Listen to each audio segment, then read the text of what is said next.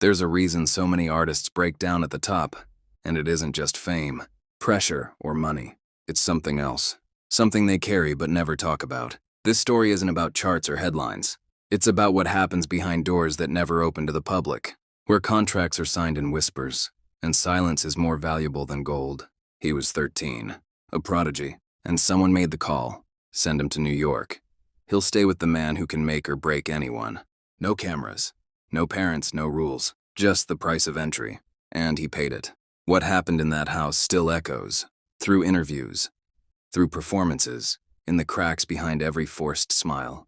This is the story of what really happened at Flavor Camp, how one kid's silence became another kid's inheritance, and how a demon, passed from mentor to protege, still walks among us. We all knew he was special the first time he stepped into the booth. There was no hesitation, no nerves, no fumbling over lyrics like most kids his age. He walked straight in, pulled the headphones over one ear, nodded once to the engineer and just let go. The room went still. He didn't sound like a kid. He didn't even sound like someone trying to sound older. That voice, it was lived in, soulful, polished in a way that couldn't be taught. We were used to talent walking through those doors, but this felt like something else entirely. His name was Elias. At just 13, he already had that fire people in the industry spend a lifetime chasing. Not just in his voice, but in the way he carried himself.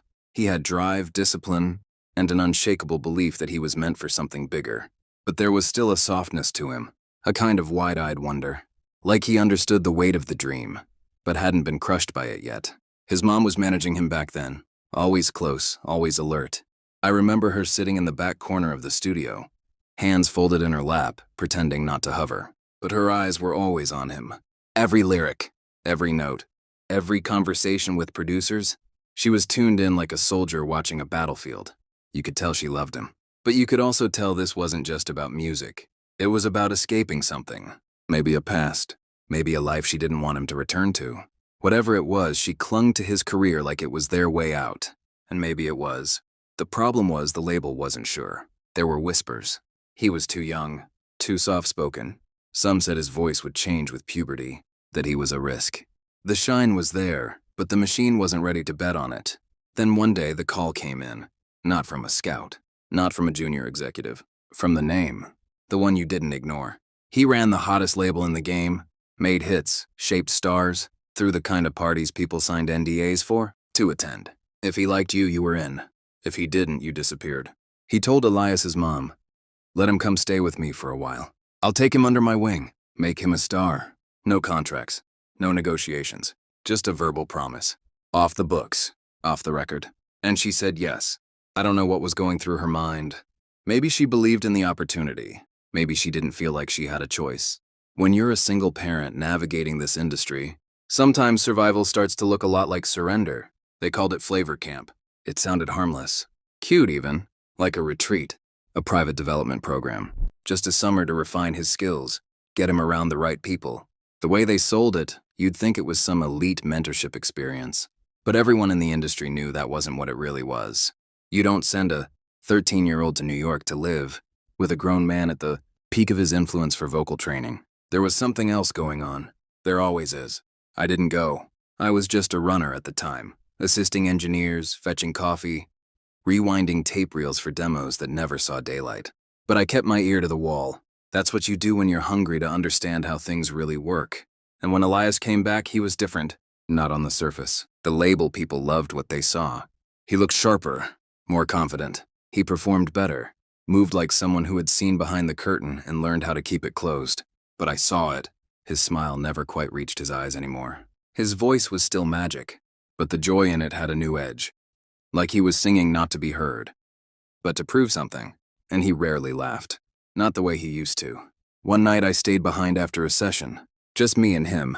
Everyone else had cleared out. He sat by the board, replaying the same track over and over, barely blinking. I asked him, "You good?" He didn't answer at first. Then he looked up and said, "We don't talk about that house." That was it. Nothing more. No anger, no fear, no tears, just a statement, cold and flat. And the way he said it, it didn't feel like a rule someone gave him. It felt like a rule he gave himself. Then he hit play, stepped into the booth, and laid down one of the cleanest vocal takes I've ever heard. Like nothing had been said, like nothing had happened. But something had. And deep down, I think we both knew something followed him back. I only ever got pieces of what happened in that house. Not because Elias told me, he didn't. Not really. He spoke around it, skimmed past it, like he was trying to say something without letting the words land. But if you paid attention, you could gather the shape of it. 1,000 little moments that didn't add up until you stepped back and saw the full outline of something wrong. It started with the way he talked about New York, not the way a kid talks about a big city trip. No jokes about the subway, no pizza slices, no Times Square. When he said New York, his voice dropped. Like he was naming a place you don't go back to. Like a warning, not a memory. And years later, when Noah showed up, wide-eyed, gifted, 13 and hungry in the same way, I felt it again. The silence, the pattern, the inheritance. York, it wasn't about the city. It was about the house. He never called it by its address. He just said that house, like it had its own personality, its own weight. He told me once that the house never slept. When I asked what he meant, he said, I'd wake up and there'd be people in the kitchen I didn't recognize. Music playing. Girls laughing like they lived there. It was always night. Even when the sun was up, it was night in that place. The curtains were thick. The lights stayed low. Rooms were sealed off. Cameras pointed the wrong direction. And there were always parties, whether 2 people or 20. Not parties like kids imagine. Not cake and streamers. These were adult gatherings. Industry heavyweights, celebrities, rappers, models, people. Elias recognized from TV, but now saw at 2 a.m., high and half-dressed. He told me about walking down the hall to get water and hearing things through the walls, whispers, laughter, sometimes crying. He was 13. No one told him to leave the room. No one told the guest to stop. They called it letting him grow up fast, exposing him to the lifestyle, prepping him for what the world expects. But all it really was neglect disguised as mentorship. I heard things too, secondhand. One engineer told me he was called to the house once to fix a busted mic and found Elias asleep on the floor of a recording room, still wearing last night's clothes. Everyone else was gone. The party had moved upstairs. Another said he saw Elias sitting by the pool with a woman in her 20s, straddling his lap like it was normal, like he was already one of them. But he wasn't. He was still a kid, still had baby fat in his face, still called his mom every night, until eventually he didn't. I remember once someone asked him jokingly, "What did you learn at Flavor Camp?" He gave this half laugh and said, "That's where I learned about sex." He said it like it was nothing, like a throwaway line, but his eyes didn't match the smile. They looked tired, and maybe that was the worst part, not what happened, but how quickly he accepted it, how fast he learned that this was the cost of being great. Because in that house, there were no boundaries, no curfews, no protection, just opportunity and expectation blurred into one endless night. They told him it was an honor to be there, that he was lucky, that most people would kill for the chance.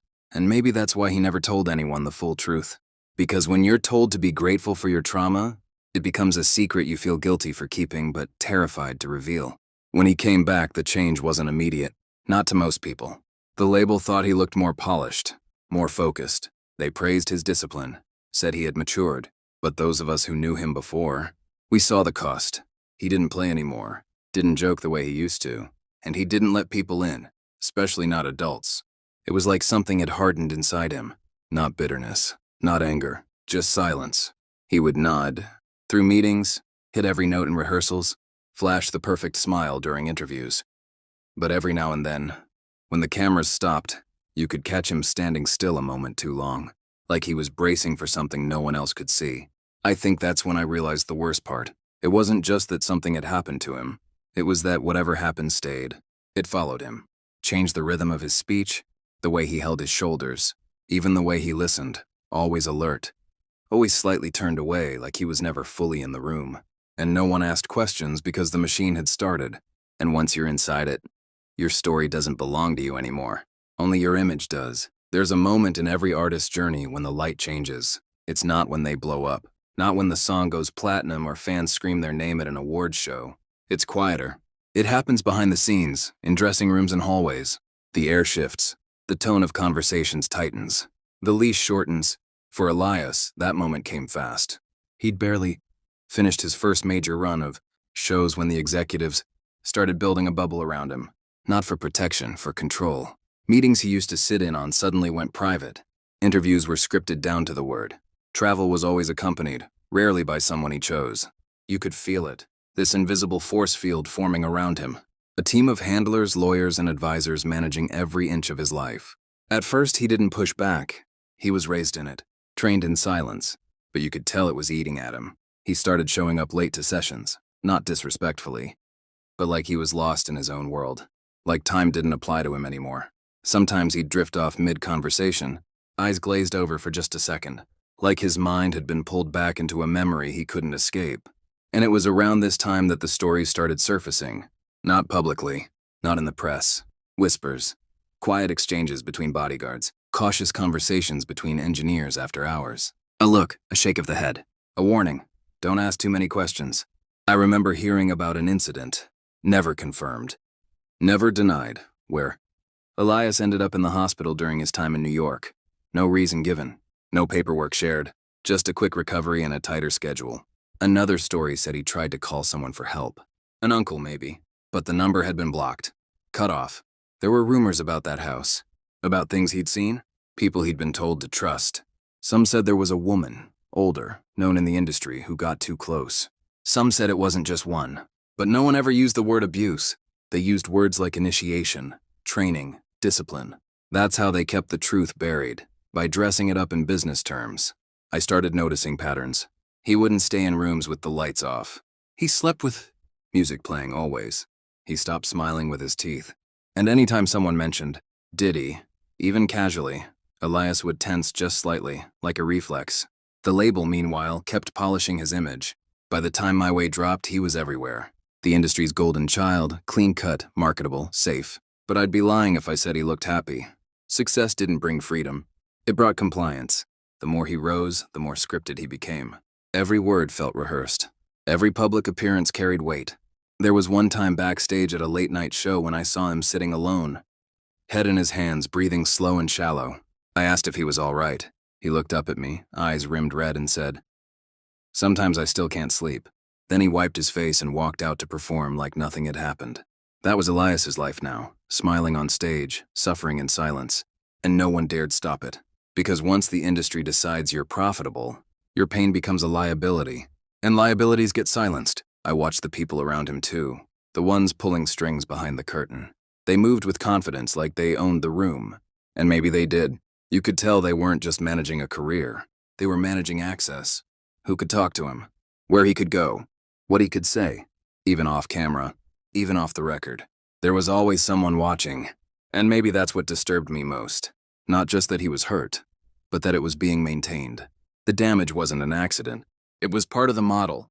You break the artist, then rebuild them in your image. Tighter, quieter, more compliant. That's how they keep the machine running. And the worst part? He wasn't the only one.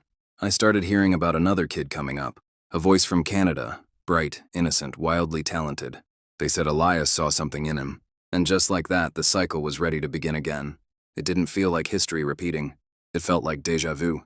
Like the same ghost had slipped into a different room, wearing a new face. The kid's name was Noah. Barely a teenager, soft-spoken, big eyes. That high, clear voice that caught you off guard the first time you heard it. He had that same spark Elias had. Pure, unfiltered potential. He was different, sure. Another country, another background. But the look in his eyes, that same combination of innocence and ambition, the kind that draws the wrong kind of attention. Elias saw a clip of him online, just a kid singing in his living room, and something clicked. Next thing you know, Noah was on a plane to the US. And Elias was telling everyone, he's the one. I'll take him under my wing.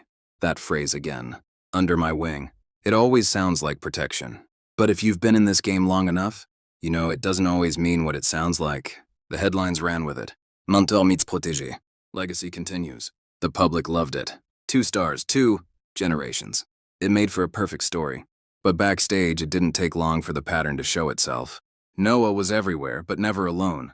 Surrounded by adults, security, stylists, handlers, every move curated, every moment monitored. They said he was getting acclimated to the lifestyle. That phrase again.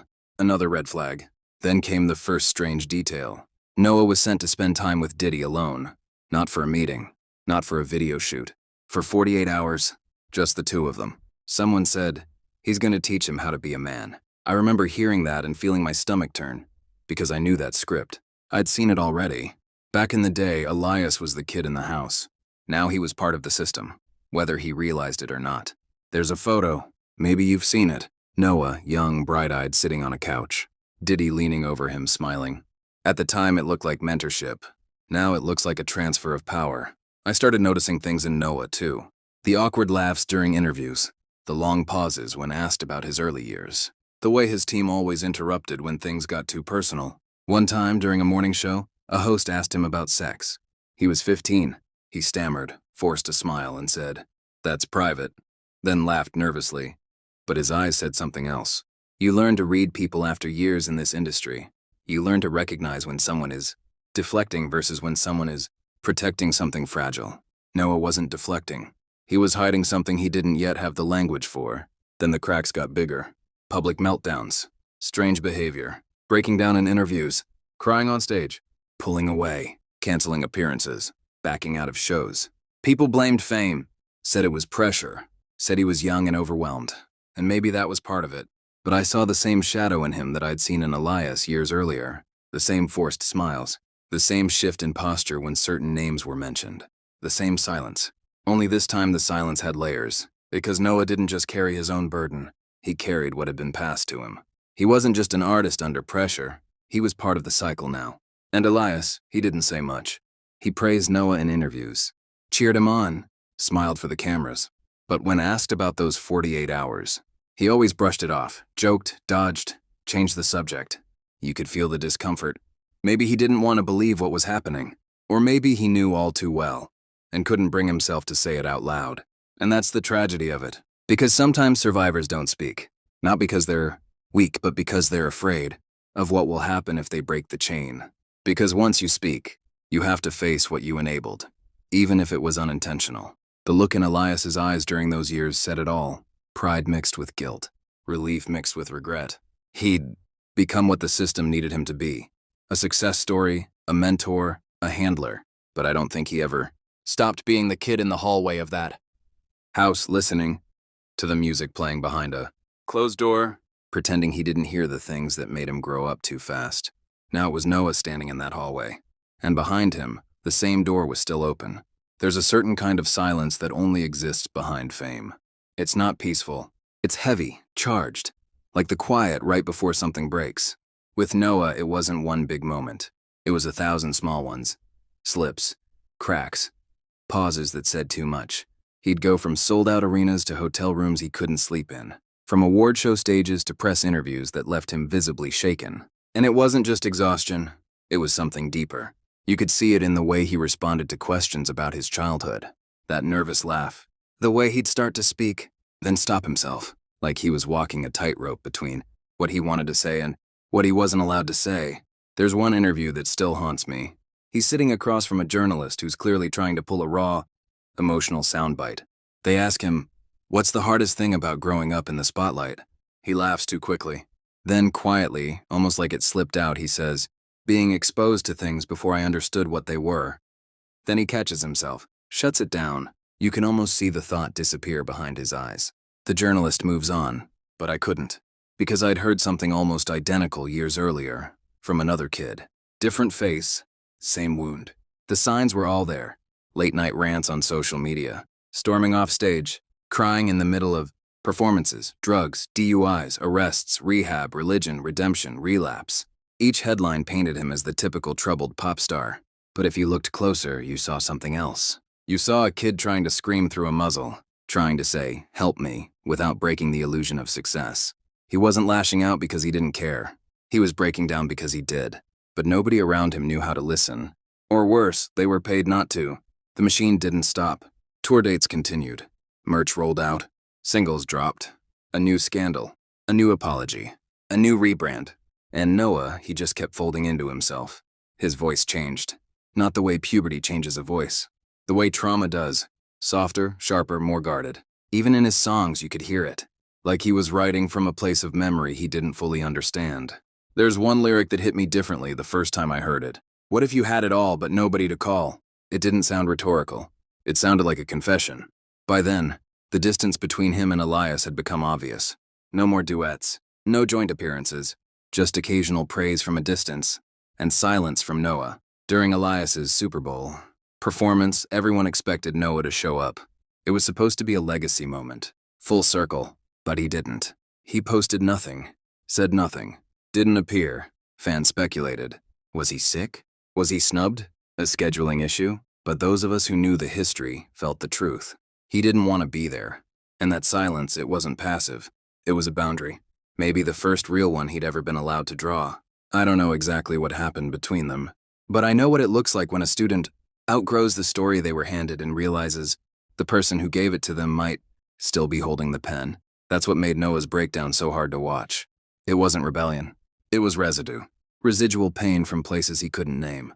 Memories blurred by youth, framed by power. Because when your trauma is wrapped in luxury, no one believes it hurt. And when your abuser's face is smiling beside you in old photos, people think you were lucky. But pain doesn't disappear just because it's backstage. And what the industry calls growing pains are often just growing scars.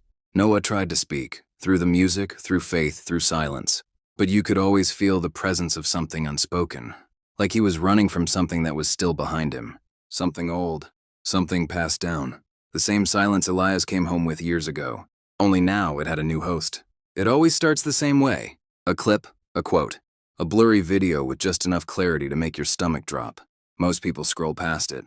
They don't want to believe it. Because if it's true, then the music, the fame, the stories they grew up on weren't built on talent alone. They were built on silence. For years, the stories lived only in shadows.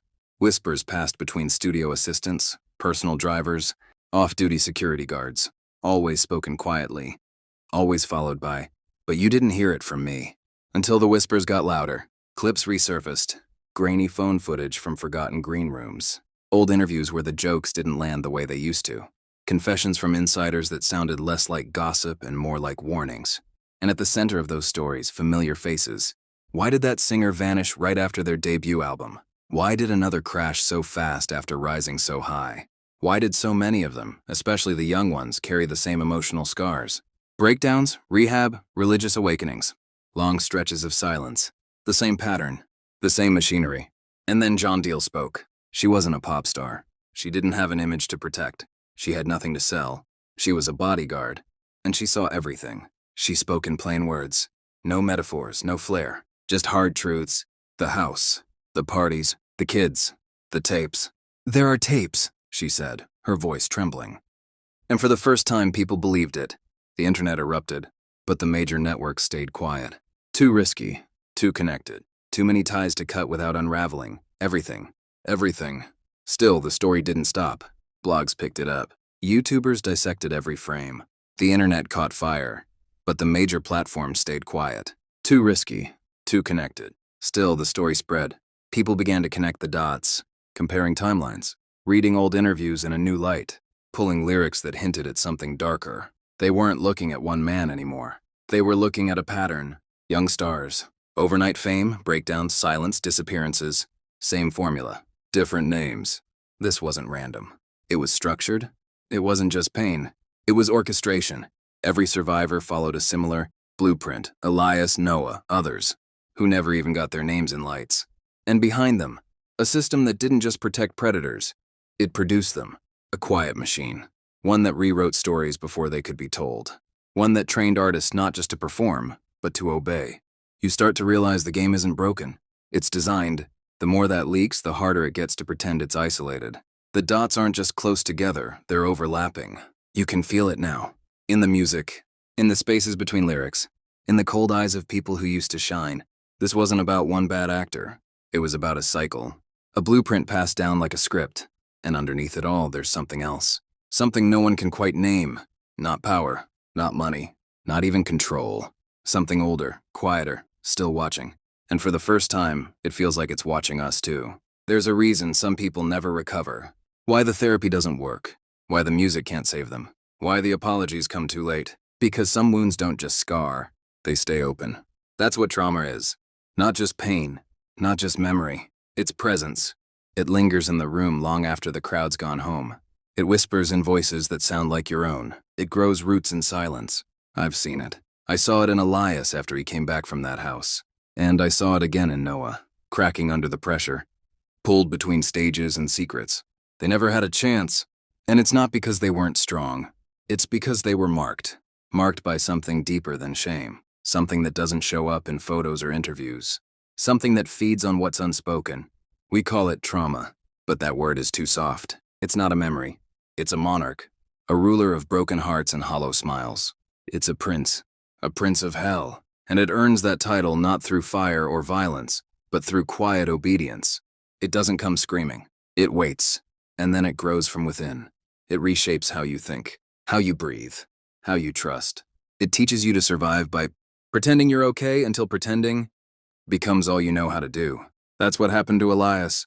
He didn't beat the trauma. He merged with it. And when Noah came along, bright-eyed and hopeful, Elias should have seen it, should have recognized the signs, should have stopped it. But he didn't, because the truth is, once that thing has a hold on you, you either fight it with everything you've got, or you serve it. And whether he meant to or not, Elias handed Noah over. Not with malice, not out of evil, but because that's what trauma does. It convinces you there's no other way. And now we're watching it happen again. We're watching the trauma demon, this prince of quiet destruction, consume Noah from the inside out. You see it in his eyes, in the breakdowns, the detachment, the apologies for things he doesn't even understand. We call it burnout. We call it stress. We say he's taking time to heal, but healing only happens when something lets go of you. And this thing, it doesn't let go. Not easily, not ever. That's what makes it royalty. That's what makes it hell. Because it doesn't need fire to destroy you. It only needs your silence. And as long as no one names it, as long as we keep pretending it's just the industry, that prince will keep feeding. This isn't just a story about fame. It's not about charts, awards, or headlines. It's about what gets buried beneath the glitter. Elias was just a kid. When he was thrown into a world no child should ever have to navigate, he carried the silence because he thought he had to. And in that silence, something darker took root. Then came Noah, another star, another chance to break the cycle. But the trauma Elias couldn't shake became the shadow Noah now lives under. The trauma demon, the prince of hell, doesn't show itself in horror movies. It shows up on red carpets, in press tours, in perfectly rehearsed smiles. It feeds on silence. And it's still feeding. If you've listened this far, it means you care about the truth behind the image. Not everyone is willing to look behind the curtain, but you are. So share this story. Speak the names. Ask the questions no one else wants to ask. Because until we face the system for what it really is, it will keep turning pain into product, and the prince will keep his throne. Subscribe for more untold stories, and if you're ready to hear what they never wanted you to know, I'll be waiting.